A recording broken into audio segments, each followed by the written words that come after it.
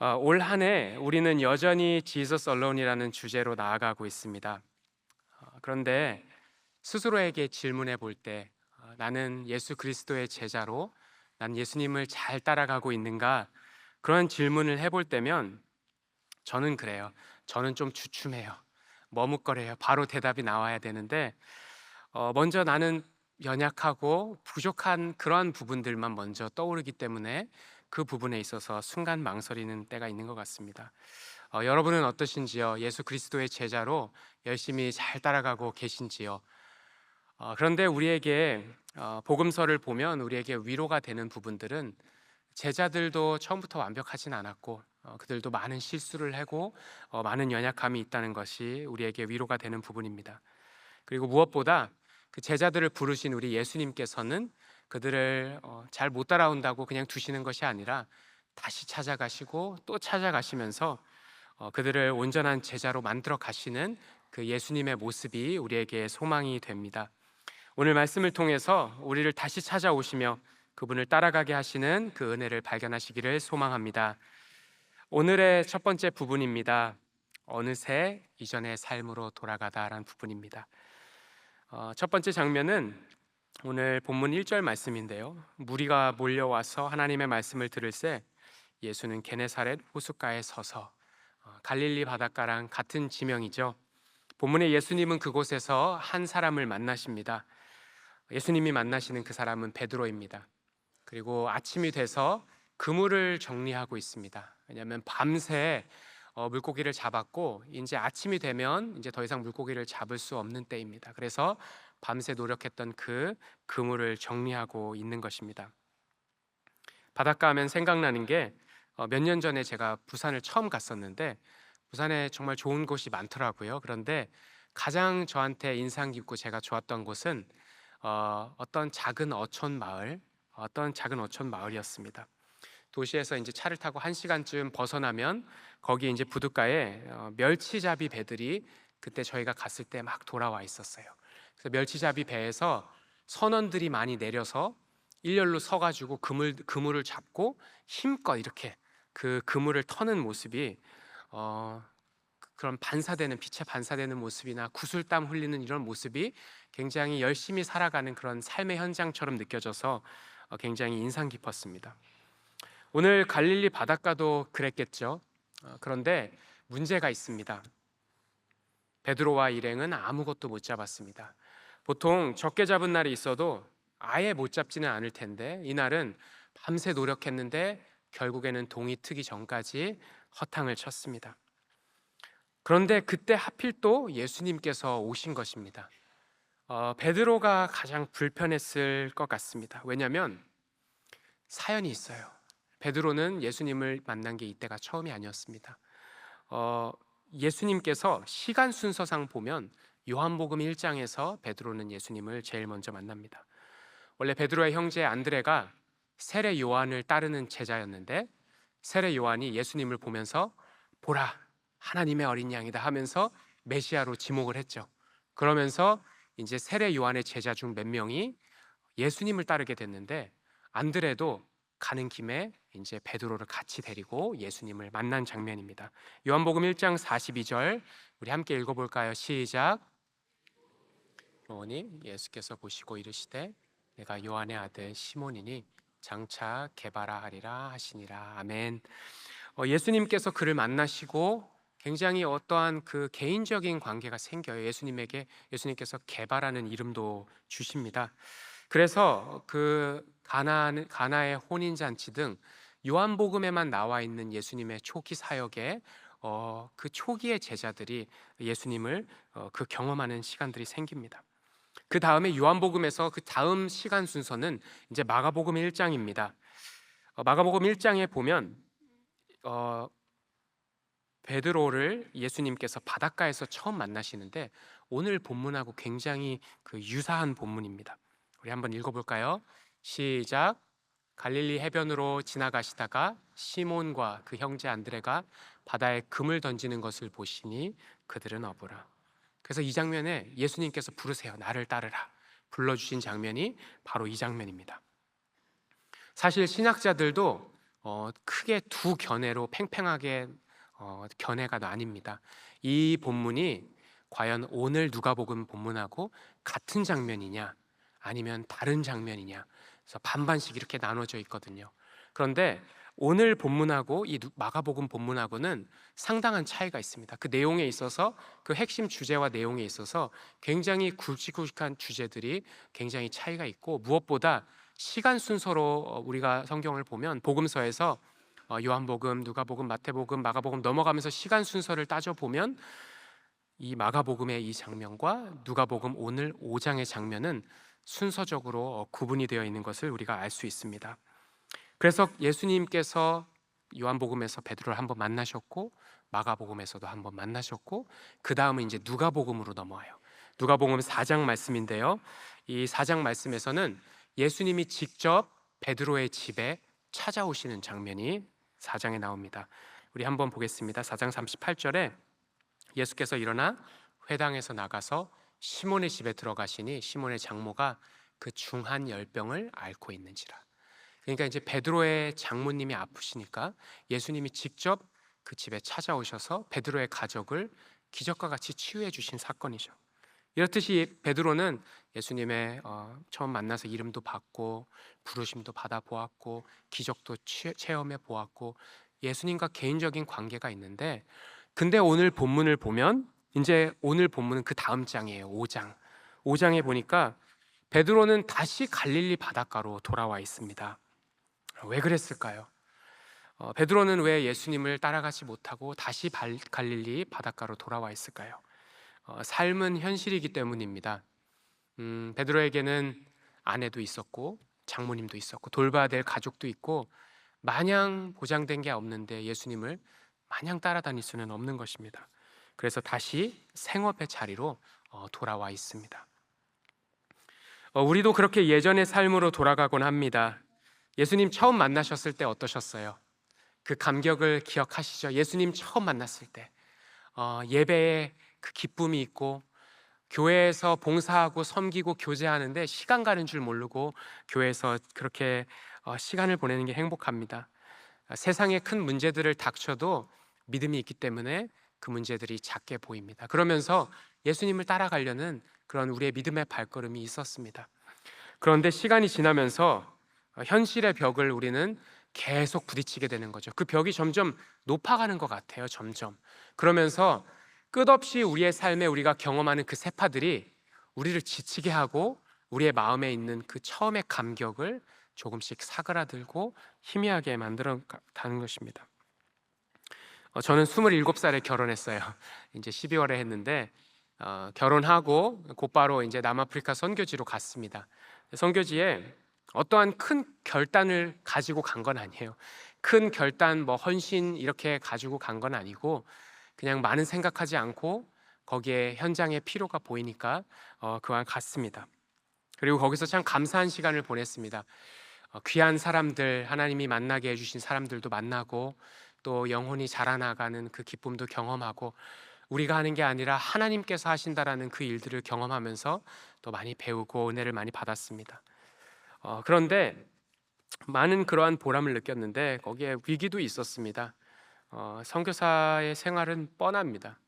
고생스러운 시간들도 있고 또 거기에서 낙심이 되는 순간들도 있는데, 그런데 그 시간들을 저와 아내가 이야기해 보면 저희는 사역이나 환경이 힘들다고 생각하지 않았던 것 같아요.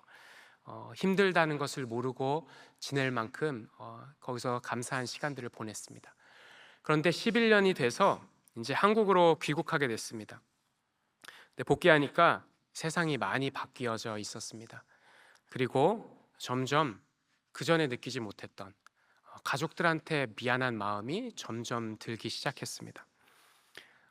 특별히 그동안은 고생이라고 생각하지 않았는데 이제 자녀들이 커가면서 이제 해줄 수 있는 것들이 한계가 생기고 이제 점점 못한다, 어렵다, 미안하다 이런 얘기를 많이 하게 되다 보니까 이제 미안한 마음이 점점 커지는 거죠. 그러면서 가장으로서 나는 준비한 것이 없는가? 라는 그러한 마음도 들게 되고 내가 너무 순진하게 지냈나? 내가 너무 바보같이 살았나? 하는 그런 마음, 또는 내가 가장으로서 너무 무책임하게 지냈나라 하는 생각까지 사람인지라 드는 것입니다. 여러분들도 그러한 때가 있으셨을 것 같습니다. 믿음으로 살아왔는데, 그렇게 믿음으로 달려왔는데 현실에 어느덧 그 차가운 벽을 느끼는 때가 있을 것입니다. 그리고 세상과 비교하면 그래서 작게 느껴지고, 어느새 우리는 나는 예전의 삶으로 돌아가야 되는 것 아닌가라는 그런 마음이 드는 때가 있는 것입니다. 여기서 단순히 이전의 삶으로 돌아간다는 건 이전의 직장, 이전의 삶의 터전으로 돌아간다는 게 아니라, 우리는 믿음을 가지면 우리의 주신 삶의 터전으로 거기서 열심을 다해 사는 건 맞죠.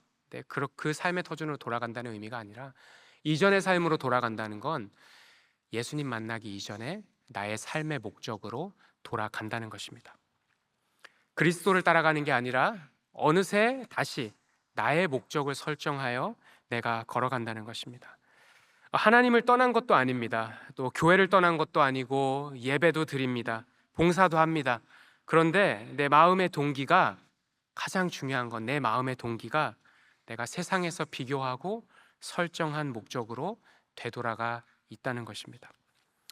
그래서 결국에는 내 계획, 또 내 지식, 내 정보, 내 경험, 내 노력으로 내가 경영해가는 삶으로 되돌아가는 것입니다. 그렇게 우리가 시간을 들이고 우리가 집중해서 살면 어느 정도 우리의 삶에 이루어 갑니다. 직장도 나아지고, 또 사업도 나아지고, 신분 문제도 해결되고, 가정도 조금 더 형편이 나아지고, 개인적인 커리어도 빌드업해 가면서 안정되는 것처럼 보입니다. 그런데 어느 날 예기치 못한 문제들을 마주하는 것입니다. 언제 놓쳤는지 멀어져 가는 그 자녀의 문제가 될 수도 있고요. 또 얽혀져 버린 배우자와의 갈등일 수도 있습니다. 또는 분명 전보다 삶의 조건은 나아졌는데 밀려오는 삶에서의 공허감일 수도 있는 것입니다. 이렇듯 밤새 어두움 속에 노력하고 땀 흘리고 그물을 던졌지만 결국 동이 터서 그 아침에 허탈하게 비어있는 그 빈 그물을 마주하는 베드로의 심정과 같은 것입니다. 그래서 연민도 들고 막연하게 하나님을 향한 어떠한 그 원망스러운 마음도 들 수 있는 게 오늘 그 빈 자리, 빈 배, 그리고 빈 그물의 자리인 것입니다. 그래서 그 삶으로 오늘 예수님께서 찾아오시는 것입니다. 오늘 두 번째 모습은 그래서 다시 찾아오시는 우리 예수 그리스도입니다. 오늘 2장 말씀을 보니까 이렇게 되어 있습니다. 우리 함께 읽어볼까요? 시작. 호숫가에 배에서 나와서 베드로가 조용히 그물을 씻고 있습니다. 예수님께서는 갈릴리를 가실 때 우연하게 예수님은 가신 일이 없습니다. 예수님에게 우연은 없습니다. 우리가 성경을 읽다 보면 예수님은 항상 분명한 목적을 가지고 한 영혼을 찾아서 나아가시죠. 예수님은 베드로를 만나러 가셨는데 베드로는 그물만 만지고 있습니다. 여기서 굉장히 큰 대조가 일어나요. 예수님이 나타나시니까 수많은 사람들이 몰려들어요. 수많은 사람들이 예수님 예수님 하면서 몰려드는데, 다른 한편에서는 멀찍이 베드로가 그물만 만지고 있는 거예요. 다가오지 않고. 아니, 예수님 몇 달 전에 만났잖아요. 그러면은 예수님 어떻게 오셨어요? 말씀하고 오시죠 하면서 다가가는 게 베드로의 모습이 되어야 되지 않을까요? 근데 베드로 다가가지 않습니다. 수많은 군중들이 있어서 예수님을 몰라봤다고 할 수는 없어요. 아무리 그물을 열심히 집중하고 있어도 저렇게 많은 사람이 나와서 예수님 말씀을 듣고 있는데 베드로가 왜 가만히 있을까요? 뭔가 싸늘한 마음이 베드로에게 있습니다. 그래서 다가가지 않고 그물을 정리하고 있습니다. 이 모습 속에서, 예수님께 다가가고 있지 않는 베드로의 모습 속에서 우리는 베드로의 영적인 상태를 우리가 헤아려 볼 수 있습니다. 사실 그 빈 그물이라고 제가 표현했던 우리의 삶에, 때로는 우리가 부딪히는 삶의 문제들, 관계적인 문제일 수도 있고요, 경제적인 문제일 수도 있고, 또 우리 어떤 마음의 공허감일 수도 있는데, 이런 것들은 사실 다 부차적인 문제들입니다. 우리의 삶의 가장 큰 위기는 영적인 문제예요. 예수님께 가까이 가고 싶은 마음이 없는 그 차갑게 식어져 버린 그 마음인 것입니다. 저도 제 마음을 들여다보면 신앙생활을 짧은 신앙생활을 하다 보면 이거 어렵다라고 느껴지는 그 영역이 바로 이러한 문제들이에요. 세상에 대한 관심, 뭐 물질의 문제, 정욕의 문제, 이런 것들은 우리가 문제라고 인식하고 있어요. 그래서 싸워가요. 그리고 조금씩 조금씩 어쩔 때는 다스려 가는 것처럼 느껴지는 우리의 진보가 있습니다. 그런데 어, 난이도가 높은 영역이 저는 영적인 냉소주의라고 표현하고 싶어요. 우리 가운데 어느 날 마음이 식어버린 거예요. 베드로가 예수님께 다가가지 않는 것처럼 우리가 예수님을 간절히 찾지 않는 부분인 것입니다. 영적인 문제가 사실은 우리의 삶의 가장 큰 문제라는 거죠. 하나님이 안 도와주셨어. 그런 마음에서 비롯된 마음일 수도 있죠. 또 은혜 예전에 받았어. 헌신도 해봤고 봉사도 해봤고 말씀도 배울 만큼 배워봤고 다 해봤는데 좋은 때 있었는데 사실 지금은 이제 별로 새로울 게 없어. 기대감이 없어요. 그래서 신앙생활이 안 나올 수는 없는데 신앙생활을 안 할 수는 없으니까 의무적인 신앙생활이 반복되면서 그 속에서 점점 부정적이 되어가고 또 비판적이 되어가는 마음을 우리는 마주하는 것입니다. 그래서 스스로 예수님이 멀어져 가는 것이 아니라 우리가 스스로 은혜의 자리에서 거리를 두고 있는 것입니다. 적당한 거리에서 예수님과 거리를 두고 있는 것입니다. 그렇게 간절히 찾지 않는 모습 속에 베드로는 예수님께 다가가지 않으면서 그물만 만지고 있습니다. 그런데 예수님은 어떠시나요? 예수님은 오늘 말씀을 보니까 말씀을 계속 가르치십니다. 정말 말씀만 가르치세요. 4장까지만 해도 사람들이 모여오면 예수님이 뭘 하시냐면 치유를 하세요. 사람들이 치유를 원하기도 하고 또 예수님이 긍휼한 마음으로 치유를 하시는데 3장에도 치유가 있고 4장에도 치유가 있는데 5장 시작하는데 이 본문에는 치유가 없어요. 사람들이 아무리 많이 나와오는데 예수님은 말씀만 가르치고 계시는 거예요. 어떠한 목적이 있으실 것 같지 않습니까? 그렇게 예수님은 말씀을 계속 가르치시다가 사람들이 더 몰려오니까 이제는 베드로의 배에 예수님이 타십니다. 그러시면서 이 배를 잠깐 사람들이 더 다가오지 못하게 잠깐 띄워달라 말씀하십니다. 그러니까 베드로가 어떻게 되죠? 멀리서 멀찍이 그물을 잡고 있던 베드로는 어쩔 수 없어요. 이건 베드로 배예요. 그러니까 돌돌돌 말아서 던져놓고 베드로는 배에 탔습니다. 예수님과 단둘이 그 배에 탄 베드로의 모습. 그리고 예수님께서 말씀을 이제 가르치기 시작하는데 이제 베드로 빠져나올 데가 없어요. 타이밍 놓쳤어요. 어떻게 보면 예수님이 말씀하고 계시면 들어야 돼요.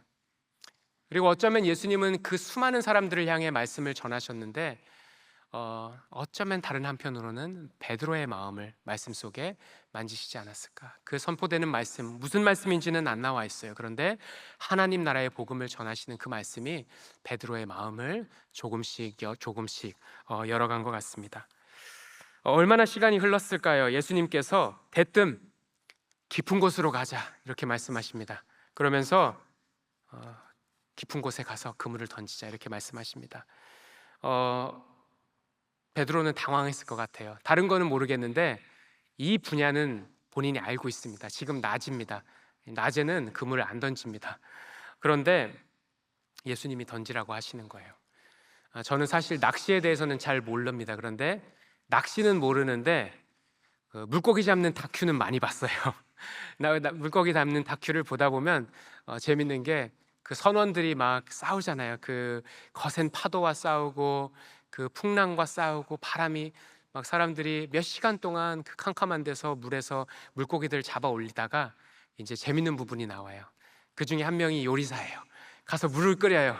그 다음에 이제 냄비에다가 라면 한 10개씩 넣고 그리고 이제 잡았던 거 이제 하나 넣자. 거기다 거의 뭐 꽃게 잡았으면 꽃게 넣고 오징어 잡았으면 오징어 넣고 하면서 펄펄 끓이고 먹는 거를 이제 굉장히 집중해서 보고 있는 거죠. 그런데 그거를 이제 여러 개 보다 보니까 그 공통된 점이 뭐냐면 항상 컴컴한 새벽에 나가요. 컴컴한 선원들이 배는 새벽에 나가서 그리고 아침이 되면 또 돌아오고 특히 이 갈릴리 바닷가에서는 밤에 어두운 좀 위험하기도 하죠. 근데 그때 나가서 많이 잡았다고 합니다. 물고기들이 더운 날씨에는 좀 더 차가운 서늘한 또 깊은 데로 가고 낮이 되면 밤이 되면 서늘한 때가 되면 조금 더 올라오고 그런가 봐요. 그런데 예수님께서 지금 낮인데 그물을 던지라고 하니까 베드로가 이렇게 말하는 거죠. 선생님, 우리들이 밤이 새도록 수고했는데 잡은 것이 없습니다. 영어로 ESV 성경에는 토일이라고 그래요. 고통을 받았다는 거죠. 괴롭게 내가 내 인생에서 끝없이 밤에 던져봤는데 잡힌 것이 없다는 것입니다. 힘에 진하게 내가 했는데 잡힌 것이 없습니다 말하는 것입니다. 그리고 그물도 지금 오전 낮을 몇 시간째 정리를 한 상황인데 던지라 하시는 것입니다.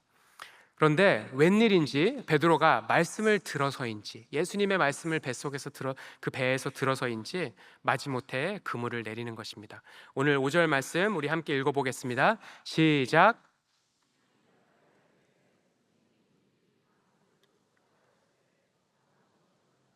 말씀에 의지하여 내가 그물을 내리리이다 하고, 아멘. 말씀을 의지하여 내가 내리겠습니다 하고 마지못해 내려요. 그러자 지금까지 경험하지 못한 일을 경험합니다. 그물을 끌어올릴수록 그 당당하고 팽팽하게 당겨졌던 거에서 그 퍼더덕거리는 엄청나게 많은 양의 물고기들이 올라오기 시작하고 그물이 찢어지려고 하는 거예요. 그래서 다른 배를 급히 불러서 와서 도와줬는데도 아니 어떻게 다른 두 배가 가라앉을 정도로 그런 어마어마한 물고기가 잡혔는지요. 어떻게 보면 베드로는 작은 순종이었어요. 왜냐하면 하루에도 수십 번 내리는 그물, 그동안 수백 번, 수천 번 내렸던 그물을 그냥 한 번 더 내리는 것 뿐입니다. 그런데 그렇게 마지못해서 그물을 내렸는데 예수님께서는 마치 기다리셨다는 듯이 차고도 넘치게 그의 배를 채워주신 것입니다. 얼마나 큰 그 놀라움과 그 환호성이 뱃속에 그 배 안에서 터졌을까요? 그들의 그 허탈하고 공허했던 삶, 그 비어져 있던 그 배로 상징되는 그 배 가운데 하나님께서 채우시는 경이로운 하늘의 풍요와 기쁨을 경험하게 해주시는 것입니다. 이 은혜가 우리의 삶에도 있기를 원합니다. 우리 차가워진 마음에 하나님의 말씀이 임하기를 소망합니다. 차갑고 무뎌진 우리의 마음은 다른 걸로는 변화될 수 있는 여지가 없습니다. 그런데 말씀을 매일 나의 삶에 선포하고 나의 삶에 말씀을 선포하고 그리고 말씀을 나의 삶에 적용하는 그 씨름하는 그 가운데 하나님께서 우리의 마음을 변화시켜 주시는 것입니다. 하나님은 우리의 마음을 말씀으로 변화시켜 주십니다. 우리의 생각도 말씀으로 변화시켜 주십니다. 때로는 억지로 나온 예배의 자리에서도 들려진 그 말씀 속에 우리의 차가운 마음을 조금 열어가시며 그리고 그 말씀을 붙들고 나아갈 때에 하나님께서 여러분들의 삶의 문제를 풀어가시고 하나님께서 예비하신 그 만선의 기쁨을 주시기를 축복합니다. 그래서 오늘의 세 번째 부분입니다. 내가 경영하는 삶이 아닌 하나님께서 계획하신 삶으로. 여기서 이 만선의 기쁨에서 해피엔딩으로 이렇게 끝났으면 얼마나 쉽고 얼마나 은혜로웠을까요? 설교도 지금 끝났을 텐데 얼마나 은혜로웠을까요? 그런데 다음 장면이 중요한 장면입니다. 오늘 8절 말씀입니다. 우리 함께 읽어볼까요? 시작. 이를 보고 예수의 무릎 아래 엎드려 이르되 주여 나를 떠나소서 나는 죄인으로소이다. 물고기를 잡은 것보다 이제 예수님 앞에 이 장면이 더 중요합니다. 환호와 기쁨, 그것도 잠시 베드로는 불현듯 무언가를 깨닫습니다. 다들 물고기에 집중하고 있어요. 이거 어떻게 집에 가져가지 하면서 놀라서 기뻐하고 있는 사이에 베드로의 머릿속에는 뭐가 하나 스쳐 지나가는 거예요. 그러면서 이것은 내가 한 일이 아니다. 이거 아무리 봐도 내가 한 일이 아니다를 깨닫는 것입니다. 그러면서 자신의 앞에 서 계신 예수님, 자신을 바라보고 계신 그 예수님에게서 거룩하신 우리 하나님의 권위와 하나님의 임재를 그가 느끼는 것입니다. 그리고 그 거룩하신 분 앞에 본인이 서 있는 것을 느끼니까 하나님의 거룩하심이 베드로의 내면을 비춰주시는 거예요. 하나님의 거룩하심을 앞에 서 있으니까 자신의 내면의 실체가 하나님께 드러나게 됩니다. 그동안 철저히 자신의 목적으로 살아왔던 그의 마음, 자신도 모르게 포장하면서 살아왔던 자신의 목적으로 살아왔던 그 마음의 동기가 거룩하신 하나님 앞에서 드러나는 것입니다.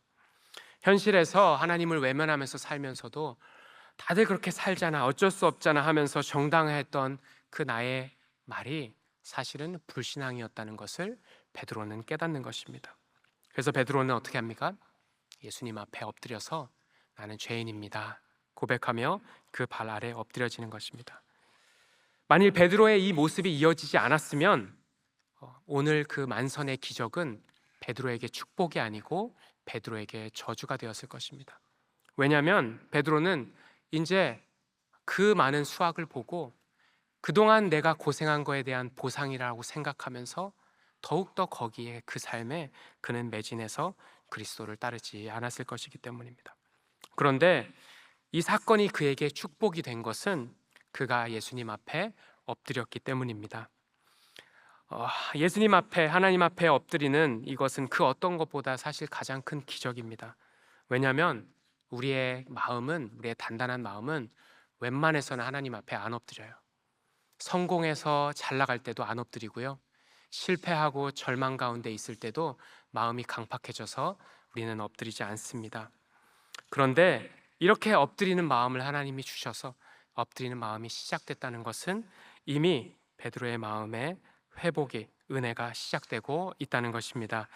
이렇게 우리가 그리스도의 십자가 앞에 엎드리는 순간들, 말씀 앞에, 그리스도 앞에 엎드리는 순간들이 우리의 삶의 회복의 시작인 줄로 믿습니다.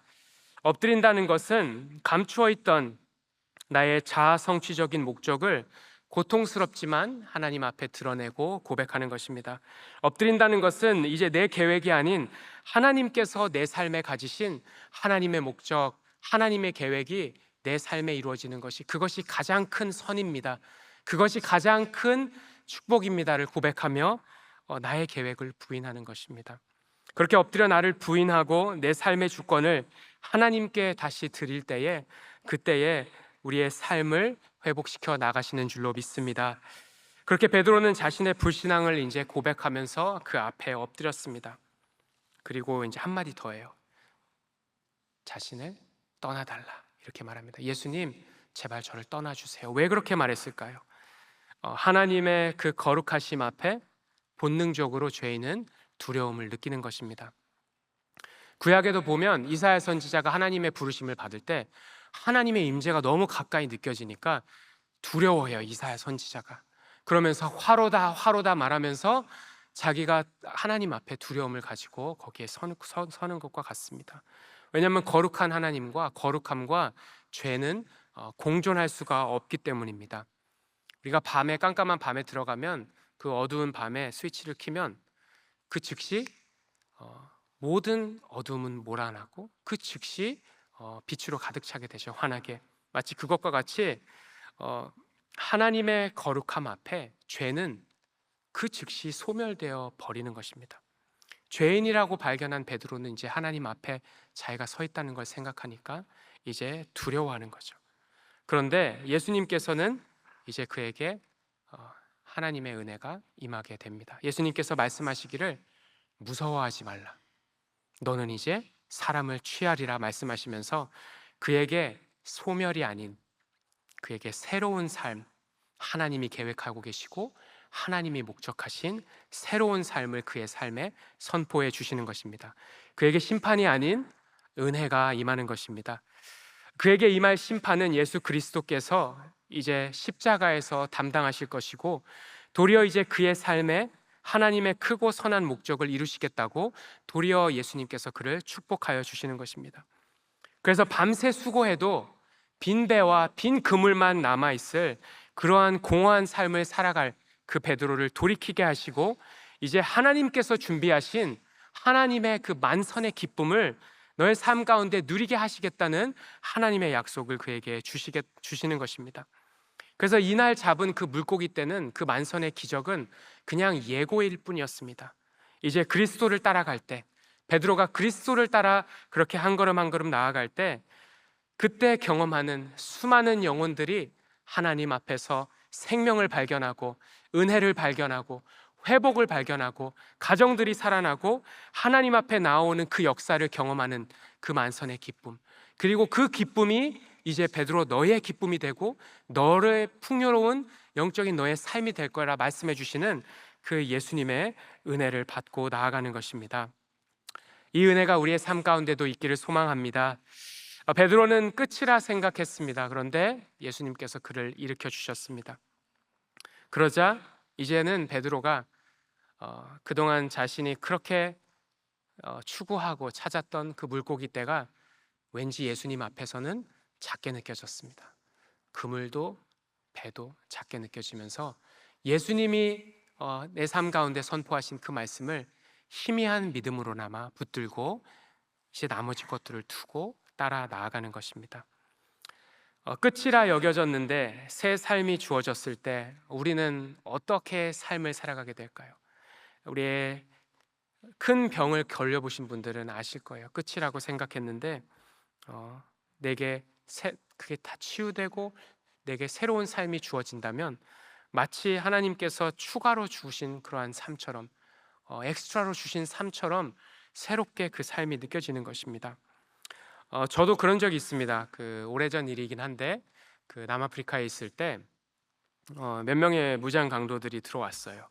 그래가지고 이제 잡혀 있었던 적이 있는데 인질로 몇 시간 바닥에 엎드려서 이제 머리에 총구가 된 상태로 그렇게 몇 시간을 대기를 했어요. 그런데 그때 제 어린 마음에는 이제 끝이라고 생각을 했어요. 그래서 이제 삶에 대한 마음의 정리들을 그때 했습니다. 그런데 몇 시간이 지나서 이제 극적으로 풀려나서 집에 다시 저녁에 돌아가게 되는데 그때 집에 가서 그 가족들 얼굴을 다시 한번 볼 수 있게 되니까 그것이 정말 덤으로 살아가는 것처럼 어떻게 보면 기대하지 않았는데 나에게 주신 큰 선물과 같이 그 시간이 느껴졌습니다. 그래서 저는 때로는 힘들 때, 정말 힘들 때가 있으면 그때를 생각해요. 그래서 그때 끝날 수도 있었을 내 삶인데 오늘 내 하루는 그래서 너무 특별하다, 감사한 기회다. 우리 사랑하는 가족들과 한 끼를 더 할 수 있고 사랑하는 또 우리 교우들을 볼 수 있고 또 새로운 분들을 만날 수 있는 은혜, 하나님 앞에 조금이라도 쓰여질 수 있는 그 삶의 은혜라 그렇게 마음을 다시 다잡고 나아가는 것입니다. 사실 십자가로 구원받은 우리의 삶이 그렇습니다. 우리가 십자가가 아니었더라면 우리는 언제든지 끝나버릴 삶이었습니다. 영원히 끝나버릴 삶이었습니다. 그런데 우리는 그리스도로 인해 새로운 삶이 주어진 것입니다. 오늘 우리의 그 삶이 그렇게 기대할 수 없었던 가운데 우리에게 주어진 하나님의 은혜의 삶인 것입니다. 그래서 이제 우리의 삶은 다시 이전의 목적으로 돌아가고 그러할 삶이 아니라 예수 그리스도께서 이끄시는 하나님께서 약속하신 그 삶을 따라 나아가는 삶인 줄로 믿습니다. 그럴 때 지금까지 우리가 세상에서 발견한 기쁨과는 다른 하나님께서 예비하신 그 만선의 기쁨을 누리는 삶을 살게 하실 줄로 믿습니다.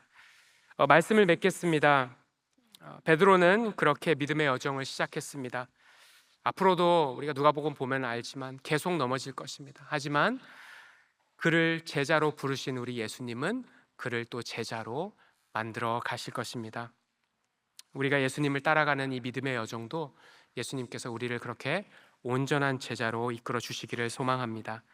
우리 사랑하는 성도 여러분, 우리가 믿음으로 이 세상을 살아갈 때 정말 많은 세파가 몰아칩니다. 우리를 낙심하게 하고 우리를 지치게 하고 우리의 마음을 차갑게 만들어서 그 자리에 넘어져 있게도 만듭니다. 그러나 그때에도 우리를 다시 말씀으로 찾아오시는 우리 예수님을 바라보시기를 바랍니다. 그리고 그 예수님 앞에 엎드리는 은혜가 있기를 원합니다. 그래서 우리가 엎드릴수록 우리의 삶에 회복을 가져오시고 우리가 엎드릴수록 예수님께서 우리의 붙들 약속의 말씀을 주시고 우리가 엎드릴수록 우리의 문제들을 나아갈 길을 보여주시는 은혜를 주실 줄로 믿습니다. 그래야 더욱더 우리가 그리스도를 따라가면서 우리가 안 된다고 생각했던 우리의 삶의 영역, 그 깊은 곳, 그 어둡고 정말 우리가 헤쳐나가기 어려운 그런 삶의 그러한 영역 가운데 말씀의 깊은 그물을 내릴 때에 하나님께서 그곳 가운데 생명이 살아나고 또 가정이 회복되고 하나님께서 하시는 그 사역의 열매들을, 그 아름다운 만선의 기쁨을 누리게 하실 줄로 믿습니다. 이 은혜가 우리의 가정과 우리의 모든 일터와 우리의 삶 가운데 있기를 주님의 이름으로 축복합니다.